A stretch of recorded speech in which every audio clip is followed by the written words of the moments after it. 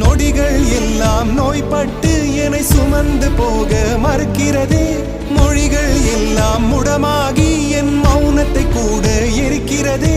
சுவாசிக்க கூட முடியவில்லை, என்னை வாசிக்க மண்ணில் எவருமில்லை. என்னை எனக்கே பிடிக்கவில்லை, காரணம் கேட்டால் தெரியவில்லை.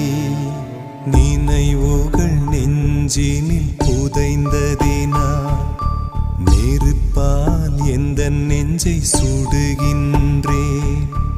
உன் உருவம் கண்களில்